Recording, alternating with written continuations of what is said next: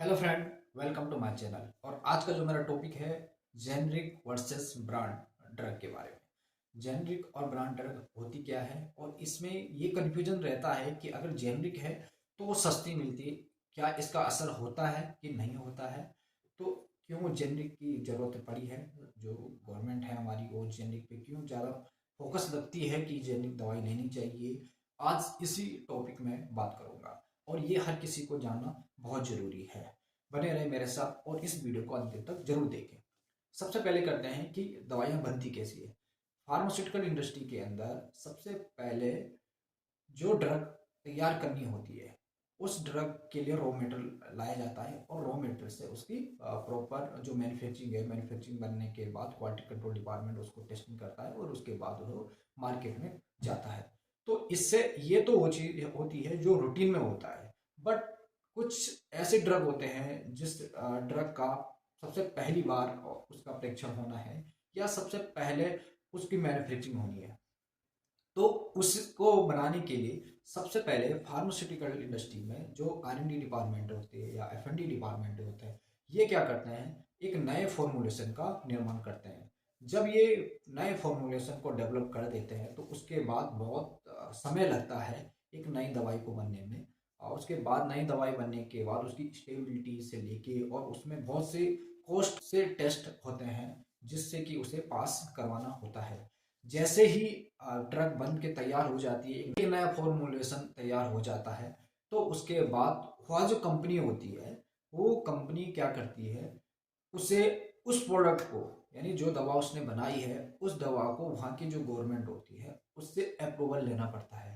और अप्रूवल इस बात का लेना होता है कि इस दवाई की जो रिसर्च है, खोज हमने की है, ऐसा करे कोई कि इसकी कॉपी कर दे और दूसरा भी इस ड्रग को बनाए। तो इसलिए वो वहाँ की जो गवर्नमेंट होती है वहाँ से इसका ऑथराइज ले लेती है कि अगर मैं इस ड्रग को मार्केट में बेचता हूँ तो ये मेरे को कम से कम जब तक मेरी कॉस्ट कटिंग लगी, यानी जब तक मैं जितना मेरा अभी तक इसमें पैसे लगे हैं, जितना मेरा एक्सपेंसिव लगे हैं इसमें, उस चीज को उस चीज जब तक मैं उसे कवर ना करूं तब तक क्या नहीं होना चाहिए, वो ड्रग कोई और उसकी कॉपी नहीं करनी चाहिए। और इसी ड्रग को पेटेंट ड्रग कहते हैं। यानी वह कंपनी जो पहली बार अपना मॉलिक्यूल बना के मार्केट में लॉन्च करती है और मार्केट में लॉन्च करने के बाद उस ड्रग को कोई और ना बनाए, उसके लिए वो गवर्नमेंट से एक अप्रूवल लेते हैं और उस अप्रूवल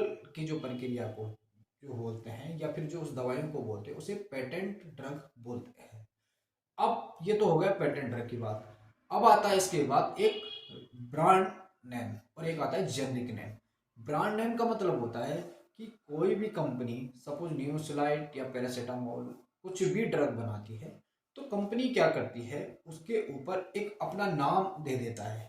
जैसे मेरे पास एक ये सिरप है, इसमें सोडियम पिकोसल्फेट ओरल है, जैसे कि आप देख रहे होंगे sodium picosulphate solution BPA। But company ने क्या किया, इसमें पिकोलैक्स, यहाँ पे पिकोलैक्स के नाम से यहाँ पे अपना एक ब्रांड नेम दे दिया है। और ब्रांड नेम देने से ये हो जाता है कि इस कंपनी का एक ब्रांड हो जाएगा, इस कंपनी ने एक अपना नाम दे रखा है कि इस सिरप के लिए, जिससे कि क्या होगा, देखो इस नाम से सोडियम पिकोसल्फेट बहुत सारी कंपनियां बनाती है।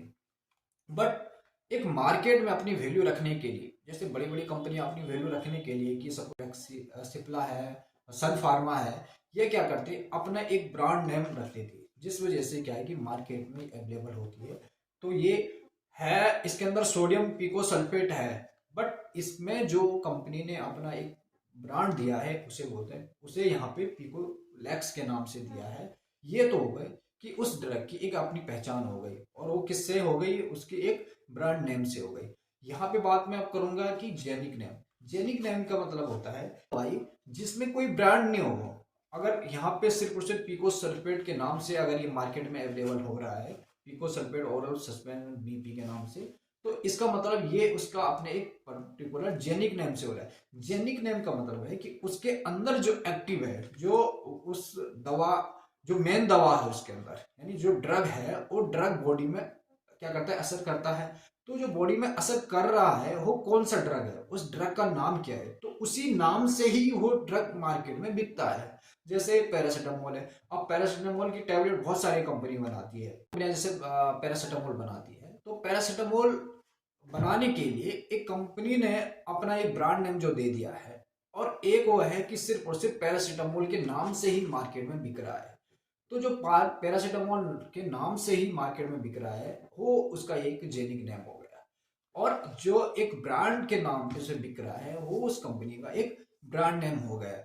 अब बात ये आती है कि क्या जो जेनिक नेम से अगर दवाई आती है तो क्या वो सस्ती होने के कारण क्या वो असरदार होता है कि नहीं होता है, तो ऐसा नहीं है। फार्मास्यूटिकल इंडस्ट्री के अंदर चाहे वो डोमेस्टिक कंपनी या एमएनसी कंपनी हो, उन दोनों कंपनी का जो एक स्टैंडर्ड होता है वो स्टैंडर्ड जो गवर्नमेंट होती है वहाँ की या जो गाइडलाइन होती है वो WHO जैसे इन चीज़ों से पास होके करना पड़ता है, यानी वो इसके जो स्टैंडर्ड है उसको फॉलो करने पड़ते हैं। अब कोई भी कंपनी ये नहीं चाहेगी कि जो मेरा ड्रग बन रहा है ये ड्रग क्या हो जाए कि नुकसान करे या फिर इसका असर कम हो जाए, इसलिए उस डिपार्टमेंट जो वहाँ पे रखे रहते हैं, quality control department, QA department होते हैं, ये सब चीज़ें, ये सब डिपार्टमेंट की वजह से वहाँ की जो ड्रग है उनकी अच्छी तरह से टेस्टिंग की जाती है और वो मार्केट में दिया जाता है।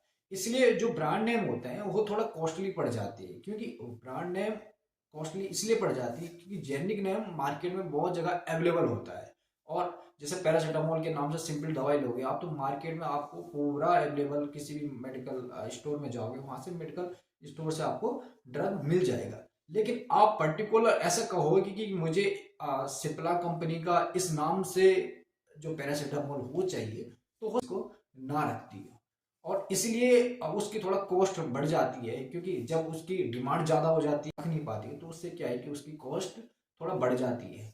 और ऐसा नहीं है कि अगर आप जेनिक दवाइयों का इस्तेमाल कर रहे हो या यूज कर रहे हो तो उसका ये मतलब नहीं है कि वो असर नहीं करती है।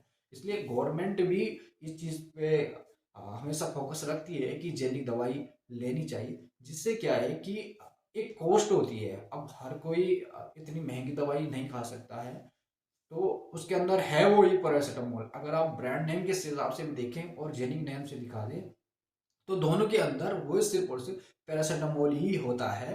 बस एक में थोड़े स्टैंडर्ड लग जाता है कि चलो ये उस कंपनी ने बनाया तो वहाँ की क्वालिटी से लेके वहाँ का जो कल्चर होगा, GMP फॉलो होता है, वो उस डिपेंड पे थोड़ा निर्भर करता है। बट ऐसा नहीं है कि बिना टेस्टिंग के कोई भी ड्रग आप तक पहुँचती है और उसका असर कम होता है। तो ये गलत फहमी ना रखें कि जेनिक नेम से हमें कम असर होता है या ब्रांड नेम से हमें ज़्यादा असर होता है। वो डिपेंड करता है कि आप किस टाइप की मेडिसिन का ज़्यादा उपयोग करते हैं, आपके जो सेविंग से लेके कॉस्ट, आपकी कॉस्ट का आपका बजट किस पे डिपेंड करता है। अगर आपके पास ब्रांड नेम से बजट है तो आप ब्रांड नेम का यूज भी कर सकते हो, लेकिन अगर ब्रांड नेम के बजट नहीं है आपके पास तो आप जेनिक नेम से भी दवाइयाँ ले सकते हैं। और उसमें ऐसा कुछ भी नहीं है, टेस्टिंग से लेके अगर आप पैरासीटामोल देखोगे तो उसके अंदर भी वही पैरासीटामोल लिखा है और उसके अंदर भी वही पैरासीटामोल लिखा है। सिर्फ और सिर्फ कन्फ्यूजन यहीं पे हो जाता है कि किसी भी कंपनी का अपना ब्रांड नेम के साथ साथ उसकी पैकिंग थोड़ा अच्छी होती है, वो थोड़ा दिखने अच्छा दिखता है कि इसकी पैकिंग अच्छी हो रखी है तो इसकी टेस्टिंग बहुत अच्छी तरह से हुआ है। तो इस तरह ऐसा कुछ भी नहीं है, आप लोग इस गलत फहमी में ना रहें, और आप अपने हिसाब से जो कॉस्ट है आपके पास उस हिसाब से आप अपने ड्रग का यूज करें। Okay friend, thank you.